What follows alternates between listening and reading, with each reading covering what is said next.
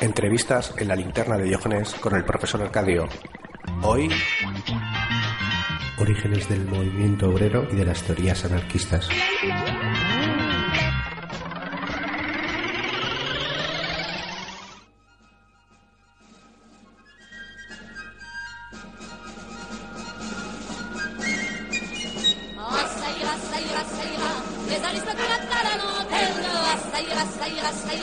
Les aristocrates, on les prendra la 300 ans qui nous promettent qu'on va nous accorder du pain. Ah, ça ira, ça ira, ça ira, les aristocrates à la lanterne. Ah, ça ira, ça ira, ça ira, les aristocrates, on les prendra. Ah, ça ira, ça ira, ça ira, les aristocrates à la lanterne. Ah, ça ira, ça ira, ça ira, les aristocrates, on les prendra. Ah, ça ira, ça ira, ça ira, les aristocrates à la lanterne. Ah, ça ira, ça ira, ça ira, les aristocrates, on les prendra. Juan Pablo Calero es doctor en Historia Contemporánea, especializado en la historia del anarquismo.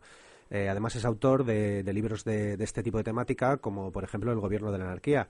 Juan Pablo Calero, bienvenido a la linterna de Diógenes. Pues bien hallado, Arcadio. El anarquismo, como cuerpo ideológico, al igual que muchas otras corrientes ideológicas contemporáneas, nace y toma forma en el siglo XX, un convulso siglo XIX, perdón. Un convulso siglo XIX de grandísimos cambios en todos los aspectos, cambios políticos, técnicos, científicos y, por supuesto, ideológicos. Pero este siglo XIX nace, de hecho, en 1789, ¿no?, con la Revolución Francesa. Sí, como pasa en el siglo XX, muchas veces los siglos históricos no coinciden con los siglos cronológicos. Y, desde luego, el siglo XIX en Europa empieza en 1789, empieza con la Revolución Francesa. En ese sentido, la Revolución Francesa lo cambió todo en el campo político. Sí, cambió todo en el campo político y en toda Europa, además. Si entendemos por Revolución Francesa el periodo que va desde 1789, desde la toma de la Bastilla, hasta 1815, hasta la batalla de Waterloo y el final del Imperio Napoleónico, la verdad es que sí. Lo que marca un antes y un después en la historia de toda Europa, y en esa época lo que ocurría en Europa pues tenía reflejo en el resto del mundo. Y la Revolución Francesa sí que marca un antes y un después, sobre todo en el campo político. La burguesía, es verdad que aparece en la Baja Edad Media, a partir del Renacimiento va ganando protagonismo. Lo que ocurre es que en la Francia del 18 la burguesía tenía el poder económico, es decir, las actividades más rentables, la industria, el comercio estaban en sus manos. Tenía también el poder cultural, no solo la cultura entendida con mayúsculas, sino incluso la moda y los gustos y las costumbres estaban bajo la influencia de la burguesía, pero lo que no tenía era el poder político, que era fundamental para introducir cambios profundos en la sociedad, y eso es lo que la burguesía consigue en 1789 con la Revolución Francesa. Por primera vez en un país, la burguesía es capaz de hacerse con el poder político sin contar con el apoyo de la aristocracia. En Inglaterra había habido un proceso revolucionario 150 años antes, a mediados del siglo XVII, con la revuelta de Cromwell y la lucha entre el rey y el parlamento. Pero lo cierto es que aquí, como explica muy bien Kropotkin, que hace después un libro explicando y analizando la Revolución Francesa, en Inglaterra la burguesía se hace con el poder político y consigue cambios importantes, pero necesita aliarse, y lo hace en alianza con la aristocracia. Por eso no hay cambios en cuanto al régimen de la tierra, la propiedades feudales, etcétera, y por eso ese cambio es incompleto. La burguesía por primera vez se hace con el poder político completo, sin alianzas con la aristocracia en la Francia revolucionaria de esos años. Pero ya en estos tiempos, aparte de los modelos liberales, que podían estar representados quizás por los primeros gobiernos de la Asamblea Nacional, pues tanto en las calles como aparecieron, digamos, de diversos partidos, diversas doctrinas de diferentes cortes, pues monárquicos, constitucionales, de una base más republicana, casi todos siguiendo ese corte liberal. Pero sí que es verdad que muchos se fueron radicalizando, ¿no? Por ejemplo, estoy recordando el caso de Babev. Sí, ya en la Revolución Inglesa se había producido un fenómeno parecido con los diggers y los levelers. Es decir, las clases populares naturalmente siguen a la burguesía. La burguesía es el modelo económico y social, y además es quien realmente tiene toda esa influencia sobre lo que entonces se llamaba el tercer estado, sobre el conjunto de las clases populares.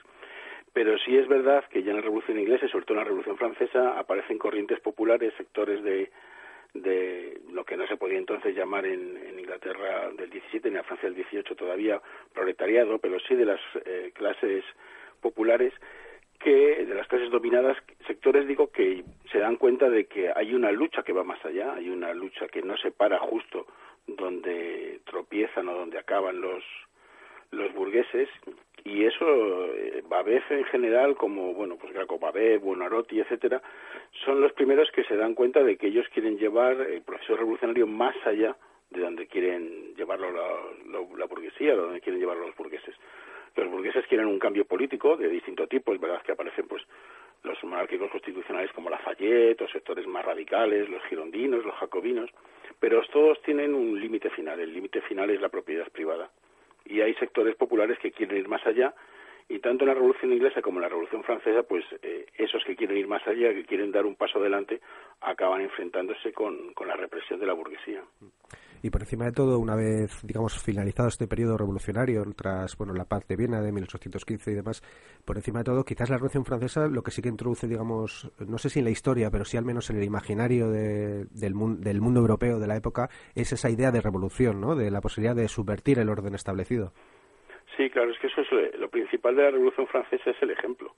El ejemplo de que por primera vez se podía derrotar a la aristocracia, se podía derrotar a los señores feudales, y ese ejemplo, la idea de hacer cómo, va a impregnar todo lo que es un subconsciente colectivo durante el siglo XIX y muy buena parte del siglo XX. La esperanza en una revolución como aquella, ¿no? Si una vez fue posible, podemos volver a repetirlo en distintos lugares, en distintos momentos, en distintas circunstancias. Pero la idea de una revolución como un cambio brusco, violento y radical que cambia completamente la sociedad. En esta época posterior a la Revolución Francesa, en la que se restauran los diferentes regímenes monárquicos, absolutistas en Europa, sí que empieza con esta idea de revolución ya aprendida desde diferentes posicionamientos, eso también es cierto, a aparecer un tipo de organización muy típica de este periodo, ¿no?, la sociedad secreta. Sí, lo que ocurre es que la burguesía no tenía, después de la derrota de Napoleón y después de las sucesivas derrotas en las oleadas revolucionarias tanto del 20 como del 30, como incluso la del 48, la burguesía se da cuenta que no tiene la fuerza suficiente, la capacidad suficiente para subvertir el orden. Es decir, realmente tiene la voluntad, tiene la capacidad política, etcétera, pero no tiene la posibilidad de cambiar este marco general que parece que se había vuelto a imponer después del Congreso de Viena, y no lo puede hacer porque no tiene el apoyo del campesinado. Uno de los problemas que se da y que hace que los procesos revolucionarios sean distintos en distintas zonas de Europa es precisamente el apoyo del campesinado. No hay apoyo campesino, en el caso de España es el más evidente, claro, pero también en Italia, en Francia y en otros lugares no hay un apoyo suficiente del campesinado, que todavía sigue en muy buena parte bajo la influencia de la Iglesia y bajo la fascinación de la monarquía. No hay un apoyo del campesinado que es capaz de dar ese soporte material, ese apoyo numeroso que necesita la burguesía. Y por lo tanto la burguesía perseguida y que no puede aspirar o no puede soñar con una revuelta de tipo popular, se refugia en sociedades secretas, en conspiraciones que de alguna manera sean capaces de subvertir el orden mediante un golpe de fuerza que ya no tiene que ser o no puede ser mayoritario, sino minoritario. Entonces es la época de las conjuras, de las conspiraciones, de las sociedades secretas. En algunos casos lo que se hace es que se aprovechan sociedades secretas que ya existían y que no tenían ese objetivo, ¿no? Por ejemplo, la masonería. Hay quien dice incluso que también la mafia. Y en otros casos, aparecen nuevas sociedades secretas que ya nacen con este fin de subvertir, de pequeñas minorías burguesas y decididas que intentan subvertir el orden, ¿no? Sería el caso de los comuneros, los carbonarios, etcétera. Los decembristas en Rusia quizás también, ¿no? Sí, hay distintos grupos. Los decembristas en general es un golpe de Estado, es algo parecido a lo que ocurre aquí con Riego. Es un reflejo, un eco de lo que ocurre aquí con Riego. Una minoría relativamente reducida de hombres capaces y decididos, que ocupan ciertas parcelas de poder dentro del ejército o que tienen una voluntad revolucionaria muy fuerte, esa minoría organizada y consciente va a ser capaz de producir esa revolución, de provocar ese cambio, porque parece que las masas populares, sobre todo las masas campesinas en los países de la Europa meridional o de Europa oriental, no son capaces de romper decididamente, de romper definitivamente con el antiguo régimen. Y eso es un poco lo que va a transmitirse. Esto quien mejor lo lleva es Blanqui, que es uno de los socialistas utópicos, que va a dar origen a toda una teoría, el blanquismo, que consiste en esta idea, ¿no? Una pequeña minoría consciente la vanguardia que va a ser capaz de, efectivamente, dar un golpe de efecto que despierte a las masas dormidas y va a traer consigo la revolución.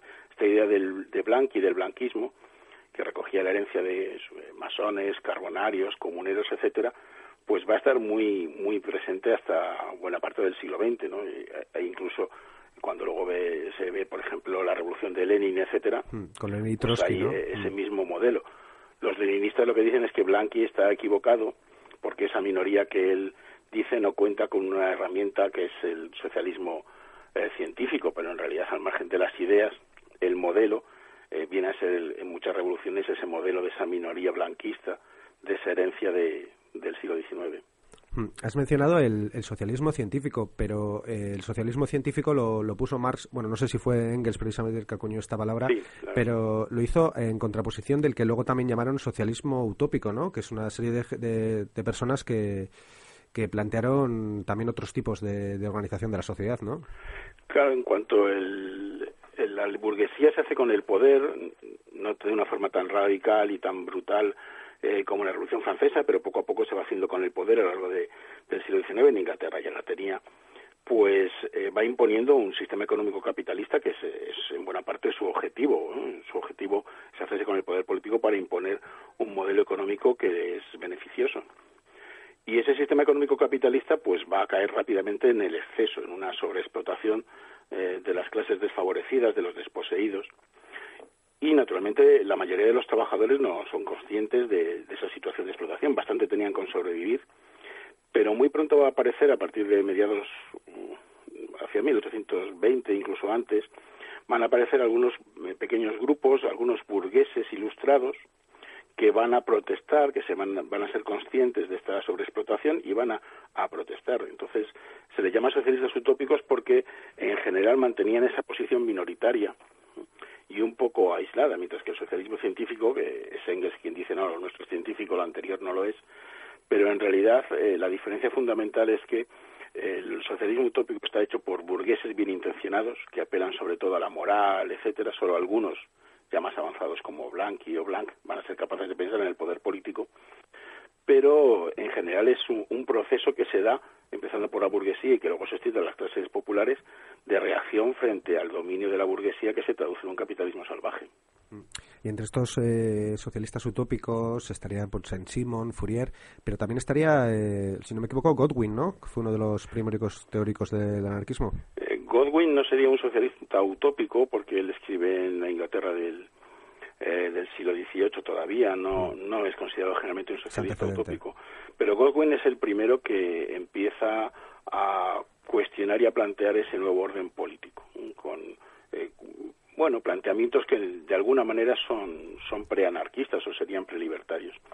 La diferencia fundamental del anarquismo con otras corrientes es que es una corriente que se ha ido construyendo a sí misma, es decir, aquí no hay un libro, hay religiones que son las religiones del libro, ya hay incluso teorías que son las teorías del libro o del hombre, ¿no? Hay un hombre providencial, hay un libro que marca el inicio de esta nueva ideología, de este nuevo ideario. El anarquismo no es así, el anarquismo se ha ido construyendo, además se ha ido construyendo durante un periodo muy largo. Y es cierto que Godwin es el primero que plantea, posiciones, ideas, avanza ideas que pueden ser que acabarían siendo propias del anarquismo, aunque en realidad su influencia durante su época vital y después fue muy muy limitada. Es mucho más influyente, por ejemplo, ha tenido mucho más peso a largo plazo su mujer o su hija o el entorno familiar que él mismo. Cet avocat à la serviette se tourne, met la voilette. Pour de larmes qui n'ont peut-être ni Dieu, ni maître. El que sí que tendría influencia, sobre todo sobre Bakunin, sería Proudhon. Sí, Proudhon es el gozne, ¿no? Proudhon es el último de los socialistas utópicos y el primero de los socialistas que ya podíamos llamar modernos, en su caso de los socialistas anarquistas. Proudhon es un caso muy muy peculiar. Es un obrero, él sí es un obrero textil, él no es un intelectual, él no es un burgués, él no es una persona que parte de teorías, no se entronca su ideología y su ideario con las corrientes filosóficas anteriores, cosa que se ocurría con Marx y Engels, pero también, por ejemplo, con Bakunin.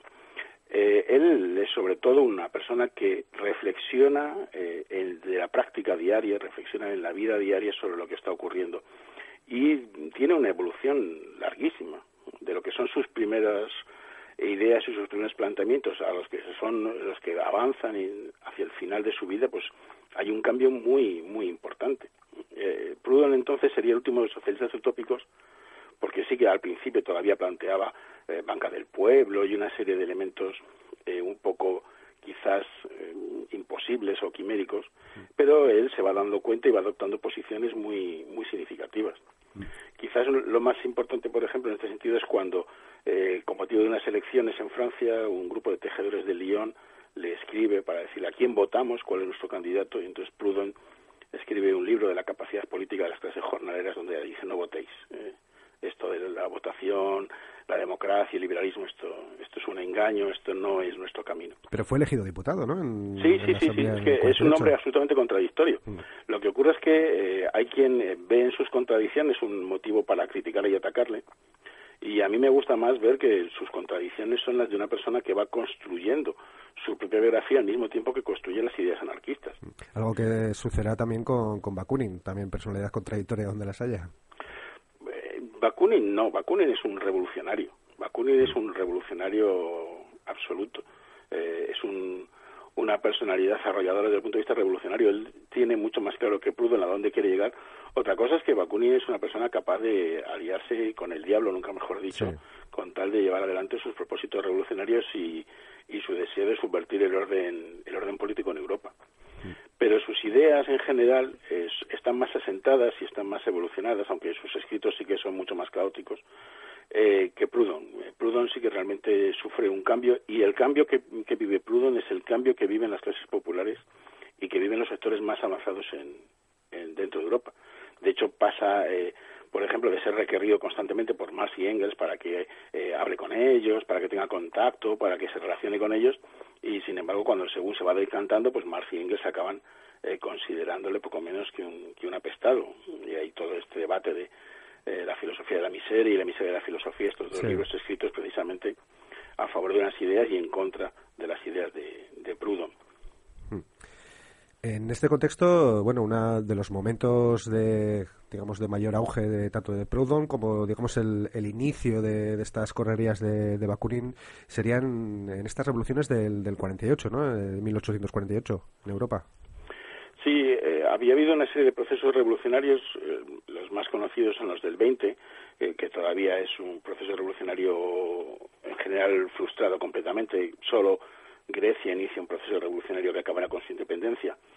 Luego está la Revolución del 30, que es otra serie de revueltas frustradas que tienen éxito en Francia, por ejemplo, cuando se introduce esta monarquía burguesa con los Orleans, o en Bélgica, que consigue su independencia. Pero esos intentos, llamaradas revolucionarias, pues alcanzan su máxima plenitud en 1848. En 1848 sí que hay un cambio de tendencia, con una situación que, bueno, ahora podemos estar incluso viviendo algo parecido, por ejemplo, con la primavera árabe. Es decir, es una revolución, es un proceso revolucionario muy convulso, muy complejo, que se alarga en el tiempo. Y que se da el contagio, ¿no? El fenómeno del contagio. Sí, parece de alguna manera que además ha fracasado, es decir, la sensación que se tiene después del 48 es que ha fracasado. Ha caído Metternich, pero ahí sigue el Imperio Austrohúngaro, ahí sigue Alemania dividida, ahí sigue Francia, que ha echado a los Orleans para imponer una nueva monarquía, que es el segundo imperio napoleónico con Napoleón III. Hay una sensación de frustración, parece que la revuelta de 1848 es una revolución frustrada, pero sin embargo no es así. La revolución de 1848 marca el principio del fin. En muy poco tiempo todo este fermento que ha aparecido en el 48 pues se va a hacer completamente con el poder y con el control del sistema político. El antiguo régimen va a caer definitivamente muy poco después en Europa. La revolución del 48 por eso es una revolución muy importante. Curiosamente parece que fracasa y los que participan en ella acaban huyendo, acaban perseguidos, etcétera. Parece que no se ha conseguido nada, pero sin embargo lo que se ha hecho ha sido sentar los cimientos, poner el fermento de lo que en muy poco tiempo va a cambiar completamente el panorama político y social europeo. ¿Sería quizás este el momento en el que se empiezan a separar ya casi definitivamente burguesía y proletariado? De alguna forma, a partir de este... ¿Sería uno de estos momentos en los que el proletariado empieza a tomar conciencia de...? El proletariado lo que hace todavía es radicalizar las luchas burguesas. Todavía, por ejemplo, Bakunin, etcétera, intenta o piensa que realmente hay sectores de la burguesía muy radicalizados con los que se puede trabajar, con los que se pueden hacer cosas. Por ejemplo, Bakunin, que está en Dresde y participa en las revueltas de Dresde, con quien lucha en las barricadas y con quien huye, los dos amigos que huyen, es Wagner. Y él. Cuando luego Wagner a nadie se le puede ocurrir, y más con la utilización que se hizo durante el Tercer Reich de su música, que era un revolucionario socialista amigo de Bakunin y próximo al anarquismo. Todavía Bakunin, todavía los sectores populares pensaban que se podía conseguir una alianza, o que había sectores de la burguesía revolucionarios que sí que podían ser aprovechados o que podían recorrer un camino juntos.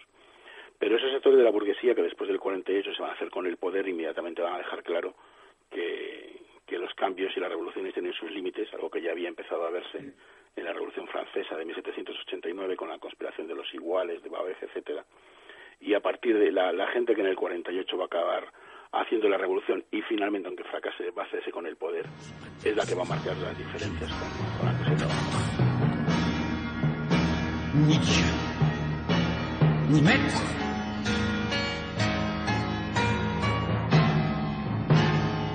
cette parole d'évangile qui fait plier les imbéciles et qui met dans l'horreur civile de la noblesse et puis du style. Y en este contexto quizás se empieza a plantear, a medida que van pasando los años, pues esas ideas de una organización en la que los protagonistas fuera la clase trabajadora, ¿no? Quizás no la internacional todavía, pero sí que empieza a haber unos antecedentes, ¿no? Sí, los antecedentes, por ejemplo, en España es muy fácil de estudiar porque hay un punto clave que es la desamortización de Mendizábal. En España había una sociabilidad de las clases populares que estaba muy marcada por la Iglesia Católica, como absolutamente todo dentro del país. Entonces aquí había una serie de gremios, cofradías, hospitales de caridad, una serie de instituciones eclesiásticas que estaban mantenidas por los bienes que tenía la Iglesia Católica. Cuando se desamortiza en 1835 y cuando antes, a partir de 1833-34, se liquidan los gremios, los trabajadores se encuentran con que el modelo de sociabilidad que ellos tenían ha fracasado, o sea, se ha cerrado. La burguesía clausura los gremios y el sistema gremial, y que además el otro modelo de sociabilidad estrictamente religioso y que iba unido a ellos, hospitales de caridad, arcas de caridad, etcétera, también cierra, porque al perder sus fondos y sus recursos con la desamortización de Mendizábal, pues no tienen ninguna forma de mantener y de sostener estas iniciativas. Y los trabajadores, privados de cualquier tipo de defensa ante este capitalismo que estaba empezando a imponerse con muchas dificultades en España, con menos en otros lugares, pues empieza a reaccionar muy pronto a través de las sociedades de socorros mutuos, que es la primera forma de organización. Sociedades de socorros mutuos que lo único que hacían era más o menos intentar aliviar las penalidades cotidianas. La expresión esta que tenemos de no tener donde quedarse muerto es que era real. Entonces, las sociedades de socorros mutuos, los trabajadores de un oficio y una ciudad, pagaban una pequeña cantidad para que en caso de que muriesen les pudiesen enterrar en una caja de pino y no tener que llevarles en una carretilla directamente al cementerio, a la fosa común, etcétera. Cosas como pues los accidentes laborales, jubilación y pensión, etcétera. Ese tipo de necesidades básicas que no daba el sistema es lo que alienta las primeras sociedades de socorros mutuos. Lo que ocurre es que estas sociedades de socorros mutuos en España, y hay cosas parecidas en otros países, pues este tipo de sociedades por primera vez reúnen a los trabajadores y solo a los trabajadores. Aquí en España, por ejemplo, hay algunos casos en los que hay sociedades de socorros mutuos donde prohíben expresamente que los encargados y los jefes formen parte de las sociedades. Entonces los trabajadores tienen que dar una solución a un problema, y es la pérdida de su modelo de sociabilidad. Acuden a las sociedades de socorros mutuos, en un principio no tienen ninguna pretensión de cambio revolucionario, pero es verdad que suponen un ámbito en el cual trabajadores y solo trabajadores se encuentran y se relacionan entre ellos. Y ese será el germen que muy poco a poco irá formando o irá avanzando hacia el modelo de los sindicatos. En Inglaterra es un caso diferente, claro. En Inglaterra las trade unions tienen una presencia muy anterior, bajo la influencia de Owen, y ya antes estaba el movimiento de los cartistas, por ejemplo, que a través de esta carta pedían ya derechos sociales, etcétera. Y también empezaron a utilizar el modelo de huelga ya un poco antes incluso de la internacional, ¿no? El modelo de... Sí, la primera huelga general en España es de 1855. En el verano de 1855 en Barcelona se produce una primera huelga general.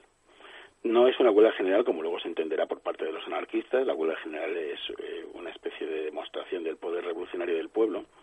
Pero en 1855, en el verano de ese año en Barcelona, se da ya una huelga general que impresiona a la burguesía. La burguesía, en 1855 estamos en pleno bienio progresista. Por primera vez los sectores más avanzados del liberalismo se han hecho con el poder, con una cierta tranquilidad, porque cuando lo habían tenido antes era al calor de la guerra carlista o poco después de la primera guerra carlista, y ahora en ese momento la burguesía más avanzada y progresista se ha hecho con el poder, es el llamado bienio progresista, y de repente se encuentran con que los trabajadores en Barcelona, que era el corazón industrial de un país de base agraria, pues hacen una huelga masiva seguida por miles y miles, hay quien dice que hasta 100.000 trabajadores, todos los trabajadores de Barcelona y su cinturón industrial, muy precario e incipiente, pero su cinturón industrial, paralizan la ciudad.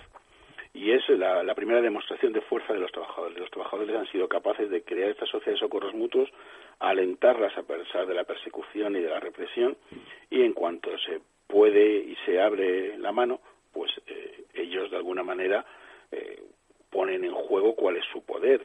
Es decir, ellos durante mucho tiempo confiaron en los progresistas porque los progresistas les permitían y les prometían que les iban a permitir legalizar sus sociedades de socorros mutuos. Cuando llegan al poder los progresistas, las sociedades evidentemente pasan a tener una vida muchísimo más abierta y legal, y entonces hacen sus demandas laborales, y es cuando se encuentran con que la burguesía utiliza no solo todos los instrumentos contra ellos, sino que hace cosas que hoy no sonarían a conocido. Les dice que están haciendo el juego a los carlistas, que en realidad están poniendo en peligro el sistema liberal y democrático, bueno, no exactamente democrático, pero sí el sistema liberal avanzado, etcétera. Intentan desmovilizarles mediante el miedo y la represión, y es cuando los trabajadores se dan cuenta de que en España entonces, como en otros momentos, se han ido dando cuenta que el camino que pueden recorrer burgueses y proletarios, o burgueses y clases desfavorecidas, tiene un punto de ruptura y un punto de quiebra que es inevitable. Y así llegamos hasta la organización de la Primera Internacional, ¿no? En este contexto de inicios del movimiento obrero, de organización obrera, y también del avance de las teorías socialistas que ponían que criticaban, digamos, ese capitalismo, que otros hablaban de gran progresismo, ¿no? Sí, es que antes o después hay unos intereses completamente opuestos entre aquellos que buscan en el liberalismo, en el cambio de régimen, únicamente un cambio político, y los que aspiraban a que el cambio político se tradujese también en un cambio económico. Aquí ya hay una diferencia muy importante entre unos países y otros. Hay una serie de países en los cuales el cambio económico, la implantación de una industrialización y de un capitalismo industrial se da con más o menos éxito, y pensemos en Francia, en Alemania, desde luego en Inglaterra, en Gran Bretaña, pero también en países como Holanda, Bélgica, etcétera. Hay una serie de lugares en los cuales se da este cambio económico, y como este cambio económico se da relativamente pronto, pues el enfrentamiento entre proletarios y burgueses es anterior. Además, incluso la crisis del antiguo régimen también se da de una forma más definitiva. Y hay otros países, como por ejemplo España, pero también Italia, Portugal, etcétera, donde el cambio económico no se produce o no se produce con la misma intensidad o al mismo ritmo. Los sectores, por lo tanto, al mantenerse un modelo económico un poco ambiguo y una presencia campesina muy fuerte, los sectores políticos de la burguesía liberal no son tan fuertes, y entonces ahí entran en juego una serie de factores bastante complicados y bastante conflictivos, y es un poco lo que va a separar el proceso o el cambio o la evolución en unos lugares y en otros. Europa muy pronto va a aparecer la Primera Internacional, pero también muy pronto va a acabar dividida, no solo ideológicamente, sino también incluso geográficamente, entre países mucho más avanzados y con un régimen mucho más abierto para los trabajadores, y otros países que, por el contrario, el avance de la industrialización, la formación y la toma de conciencia de los trabajadores será mucho más lenta. Il n'a pas la rosette, cette parole de prophète. Je la revendique et vous souhaite ni Dieu, ni maître, ni Dieu, ni maître, pas vrai maître.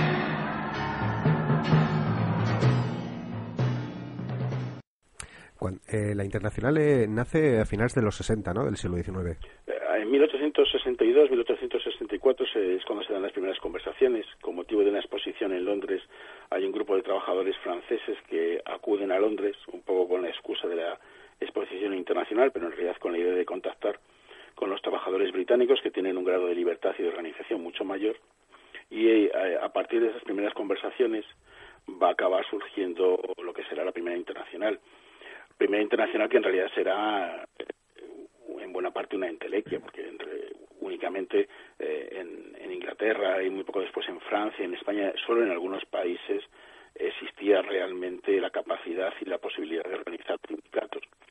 Y se hace en Londres porque buena parte de los supuestos representantes de estos países son exiliados, que en algunos casos o no son trabajadores o hace mucho que están fuera de su país. Por eso habrá polacos o alemanes, Marx y Engels, etcétera, cuando en realidad en esos países la situación no permitía que existiesen sindicatos o que hubiese una propaganda política abierta. Pero lo cierto es que, bueno, esta primera visita con motivo de la exposición universal y las primeras conversaciones entre obreros franceses e ingleses es que lo que va a posibilitar que en esa década de 1860, entre 1860 y 66, se organice la Primera Internacional definitivamente. ¿Y cuáles serían los principios ideológicos, los objetivos que se marcaría la Internacional? Pues la Primera Internacional en sus primeros pasos va a ser una organización muy plural. Es verdad que Marx y Engels tienen un papel muy importante en la elaboración de los documentos, pero lo cierto es que la Primera Internacional recibe todavía una serie de influencias proudhonianas, luego muy pronto bakuninistas. Incluso dentro de Inglaterra lo que será el marxismo no será siempre una línea política mayoritaria y dominante dentro de la clase trabajadora.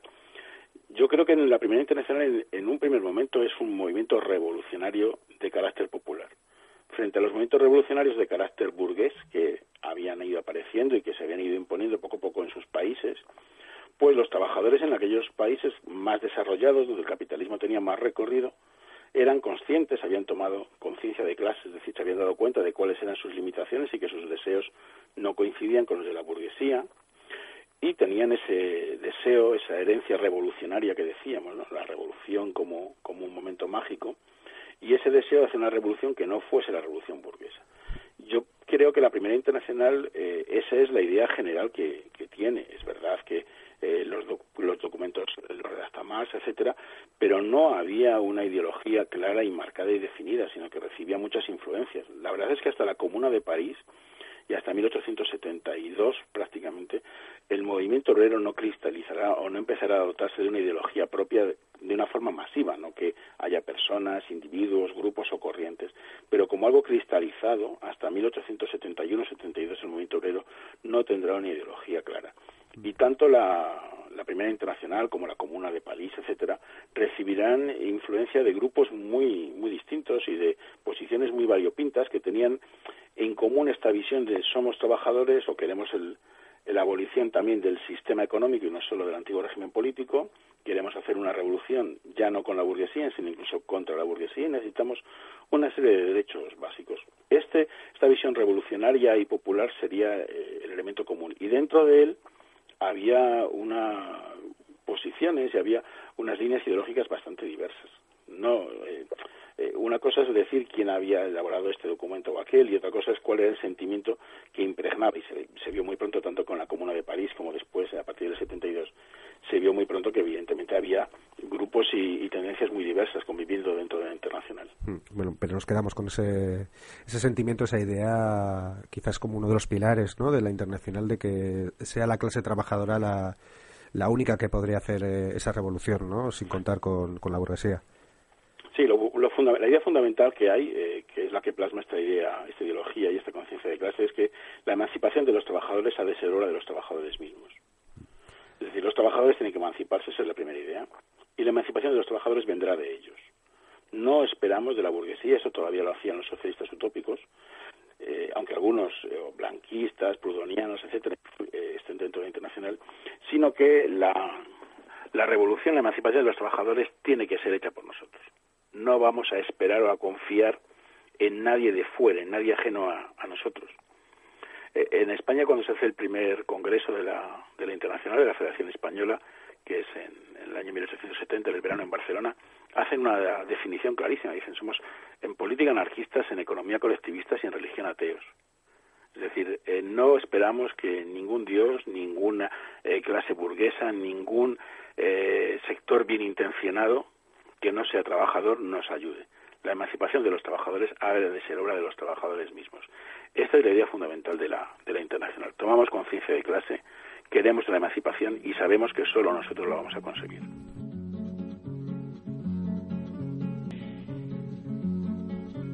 ¿Qué culpa tiene el tomate que está tranquilo en la mata?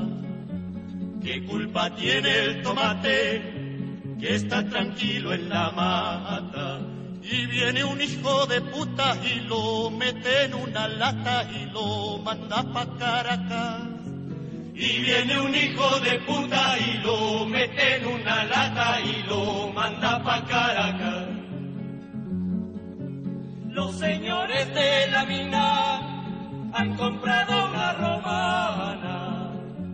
Los señores de la mina han comprado una romana para pesar el dinero que toditas las semanas le roban al pobre obrero. Para pesar el dinero que toditas las semanas le roban al pobre obrero. Cuando querrá el Dios del cielo que la tortilla se vuelva.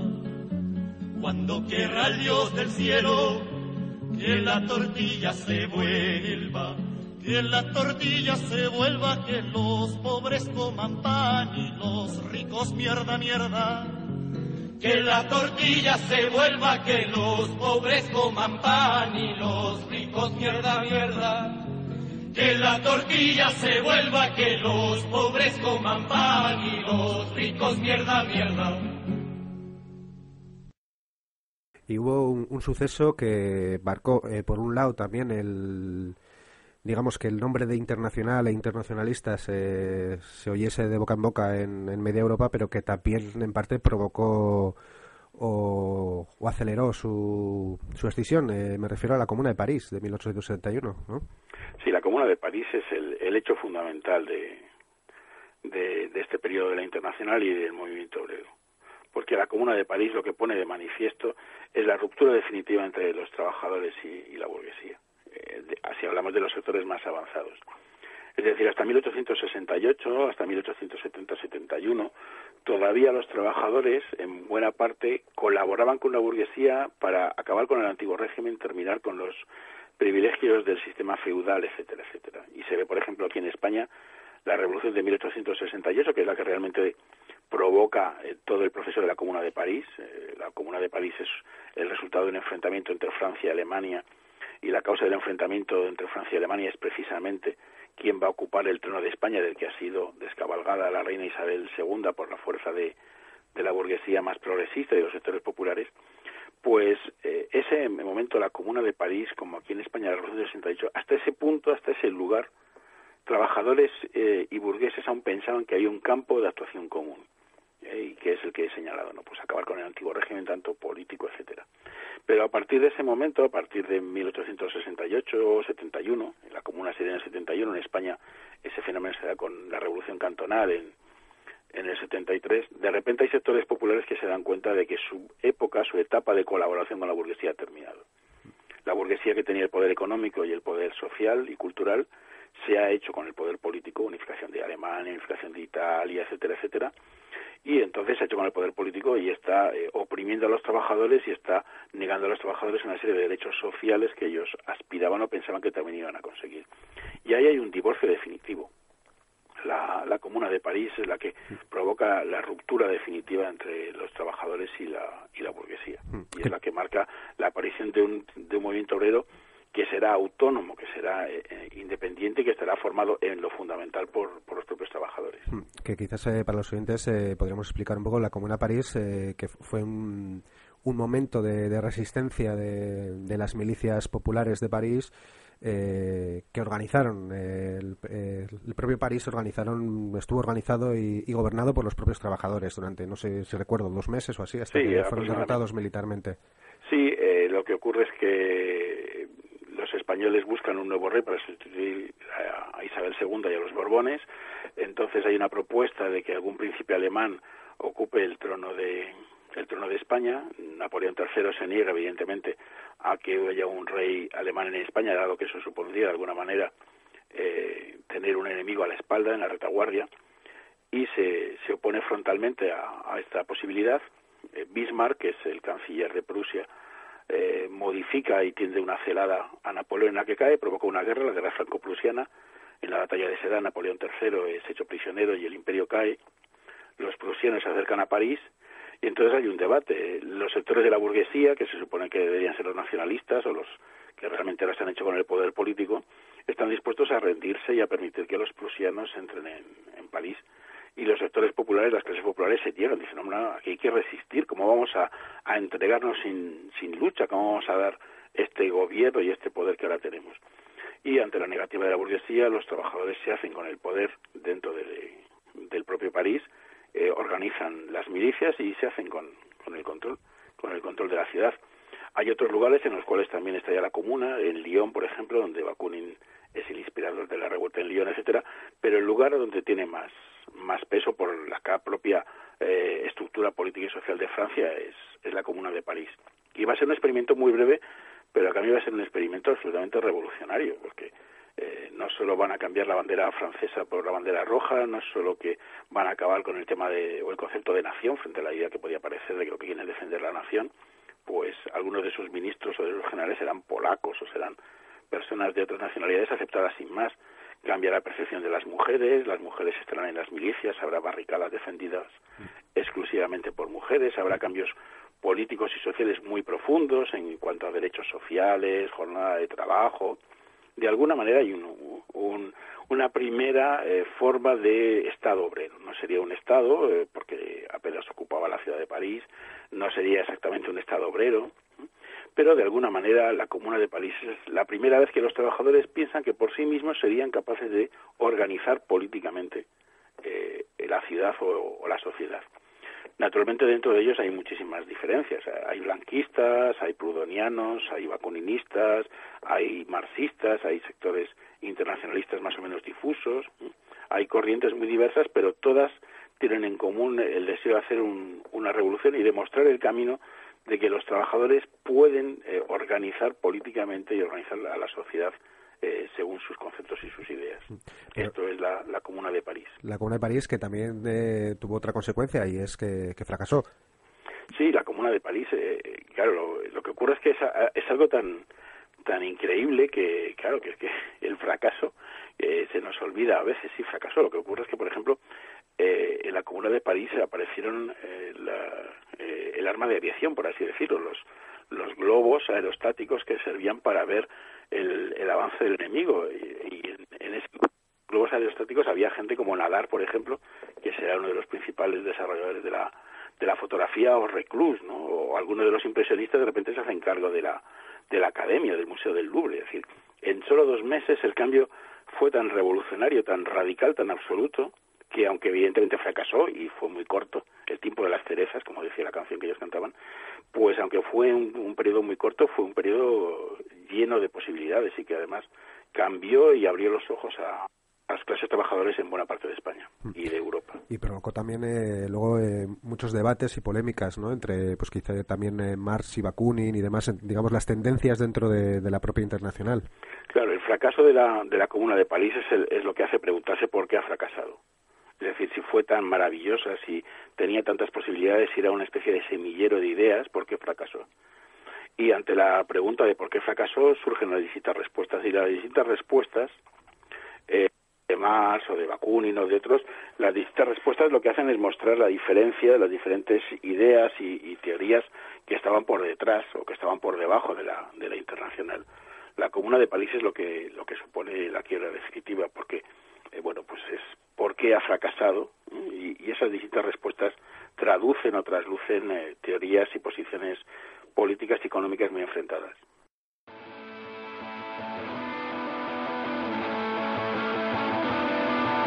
Quand nous chanterons le temps des cerises, les guerres, le signal, les mers de mon cœur seront tous en fête.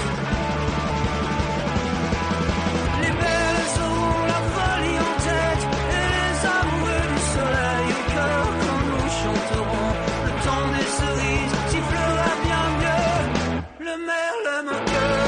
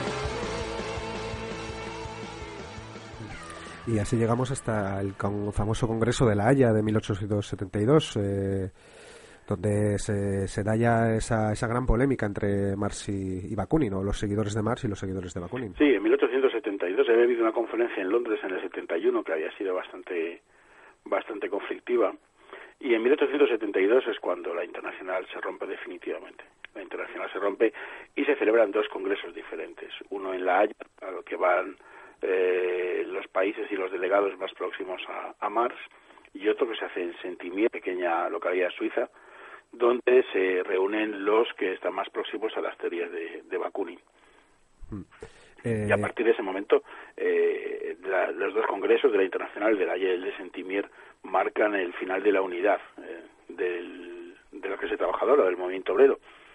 Es verdad que esa unidad se pierde, pero también es verdad que esa unidad se pierde porque lo que eran ideas más o menos difusas o que estaban solamente cristalizadas en pequeñas minorías ahora se extienden al conjunto de la clase trabajadora, por lo menos a sectores numerosos. Hablamos todavía de grupos minoritarios, pero sectores ya más numerosos. Y esta cristalización, esta concreción de las ideas, de lo que era antes, muchas veces eran apenas sentimientos, es lo que provoca la división definitiva entre unos y otros.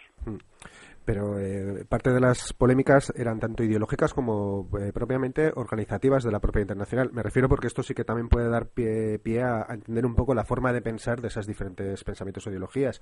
Más defendía un poco la figura de ese Consejo Central, ¿no? Dentro de la Internacional. La idea principal, en cuanto a la organización interna, el modelo era muy claro, y además el modelo, curiosamente, es de España. Cuando viajan envían la documentación, y luego cuando viajan Anselmo Lorenzo, ellos proponen un modelo organizativo muy sencillo que han hecho dos estudiantes universitarios en España, que son internacionalistas, García Viñas y Trinidad Soriano, y no solo a todo el mundo le parece admirable, sino que hoy todavía, 2013, el modelo organizativo de todos los sindicatos es el mismo, esta doble red de sindicatos locales y de federaciones, etcétera. Ese modelo interno de funcionamiento era el modelo que estaba aceptado por todos y que aparecía y partía en buena parte de España. La cuestión fundamental era la cuestión un poco política. La cuestión era política. Si la revolución tenía que ser una revolución política y el objetivo principal era la conquista del poder y eso exigía una organización fuerte y potente, o si por el contrario la revolución tenía que ser una revolución social de carácter económico y esa revolución social tenía que implicar a la mayoría de la población. Esa es un poco la diferencia que existe detrás de unos y otros. Es decir, por qué ha fracasado la comuna y qué es la solución que podemos dar para que una nueva revolución no fracase. Y entonces está la lucha por el poder político, no la búsqueda de una revolución política o económica y social. Si esto exige un poder fuerte centralizado que de alguna manera anticipa ese gobierno o ese poder que se va a conquistar, o si por el contrario lo que hay que hacer es un poder descentralizado que vaya ocupando y haciéndose cargo de los cambios sociales. Esto es un poco lo que está detrás de Marx y Bakunin, pero en realidad lo que está oculto son unas ideas mucho más potentes que tenían pues claro. Sí, y la diferenciación está entre los socialistas autoritarios y los socialistas antiautoritarios, ¿no? Luego llamados anarquistas. Sí, el debate fundamental era la participación política. El debate fundamental era la participación política. Es decir, en realidad los marxistas lo que proponen es que finalmente se llegará a una situación de anarquía, es decir, el Estado desaparecerá, pero que para que desaparezca el Estado previamente tiene que haber un Estado obrero, tiene que haber una dictadura del proletariado, se puede llamar según las distintas escuelas, interpretaciones o visiones del marxismo. Pero en general lo que se supone es que a un Estado centralizado, y un Estado liberal o democrático, un Estado burgués, solo le puede sustituir otro Estado de carácter obrero, popular, etcétera, que con el tiempo llegará a hacerse innecesario y terminaremos en un proceso en una organización de una sociedad sin Estado y sin autoridad. Este primer paso les parece imprescindible. Por el contrario, los anarquistas lo que consideran es que el fin no solo no justifica los medios, sino que los medios predisponen al fin. Es decir, es imposible que si yo organizo o consigo derribar el régimen mediante una forma violenta, extremadamente violenta, es imposible que la sociedad que salga, a lo que dé lugar, no sea también violento. Si yo derribo el poder desde una estructura centralizada, es imposible que la sociedad que aparezca no sea también centralizada. Eso es un poco la diferencia, ¿no? La coherencia entre fines y medios. Y eso se traduce, por ejemplo, al poder político. Lo que dicen los marxistas es, bueno, podemos formar partidos políticos y según va avanzando el proceso democrático y la democratización se va extendiendo en Europa después de la Comuna de París, etcétera, bueno, pues si la mayoría de los habitantes de un país son trabajadores y los trabajadores votan a un partido de trabajadores, tendremos el poder político y desde dentro cambiarlo. Y lo que dicen los anarquistas es no basta el poder político en sí, o utilizar los argumentos o los medios del poder político jamás nos llevará a la revolución. Entonces, es un debate organizativo y es un debate un poco también de futuro que arranque y que nace en parte de de las consecuencias de la Comuna y del enfrentarse a la realidad de la situación de la Europa del momento. Ese enfrentamiento que provoca esta escisión, que nace quizás de ese congreso de La Haya en el que se expulsa a Bakunin y a y todos los demás que conllevan estas ideas anarquistas, ¿no? Pues creo que eran los de la Federación del Jura, de los relojeros del Jura. Sí, bueno, españoles también que había, belgas, italianos, suizos, sí. Hay distintos delegados de distintos territorios que son los que marchan a Saint-Imier. Y donde crean también la Asociación Internacional de Trabajadores también. Sí, durante un tiempo existen dos internacionales, una de carácter anarquista que se deriva del Consejo o del Congreso de Saint-Imier y otra que es la que se deriva del Congreso de La Haya. Lo que pasa es que esta desaparece muy pronto porque de hecho en el Congreso lo que se decide un poco para sacar, Marx quería sacar a la Internacional y al Consejo de las disputas en Europa es llevársela a Nueva York, a Estados Unidos, y en muy pocos años el Consejo de Nueva York disolverá la Primera Internacional. Cuando los marxistas hagan su Segunda Internacional, ya será una internacional de partidos políticos y ya expresamente en sus estatutos prohibirán que los anarquistas puedan participar de ella. Es más socialdemócrata, ¿no? Sí, es sobre todo de partidos políticos. Es decir, ellos consideran que la capacidad de la clase trabajadora lleva ya una madurez a organizarse en partidos políticos, que esos partidos políticos son la vía con el poder político y, por tanto, de encabezar el cambio social, y entonces la Segunda Internacional ya no es de secciones obreras, de sindicatos, sino que es una sección organizada a través de partidos políticos.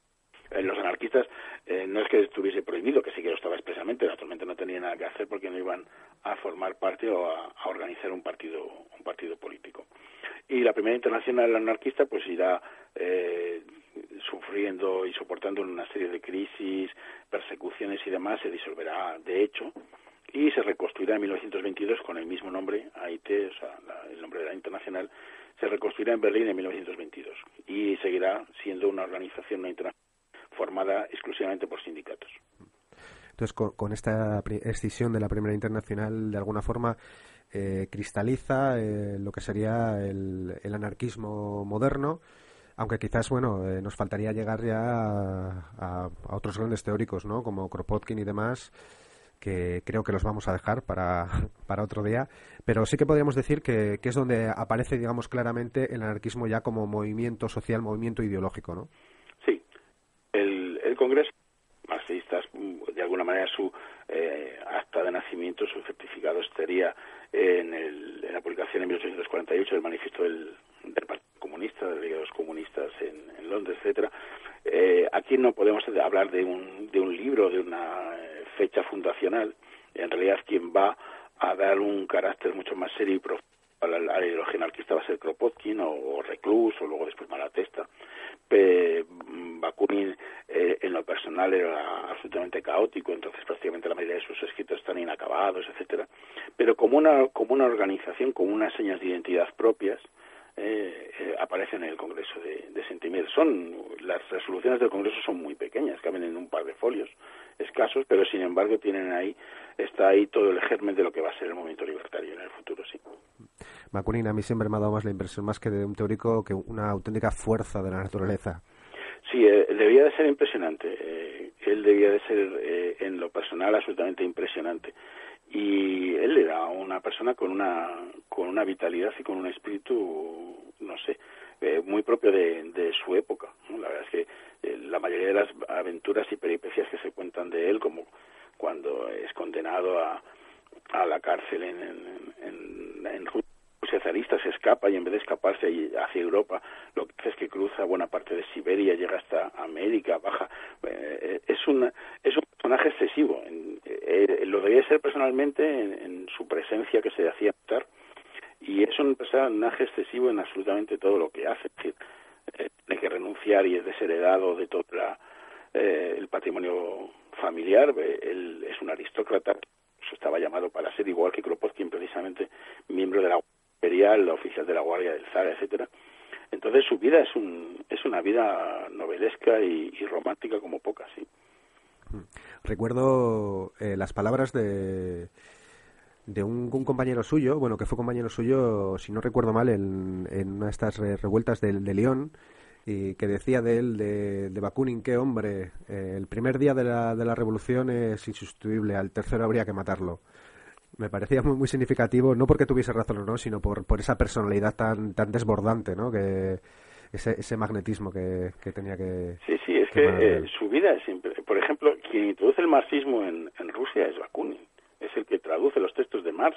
Es decir, hablar de esa época sin hablar de Bakunin es casi imposible, aunque se ha intentado.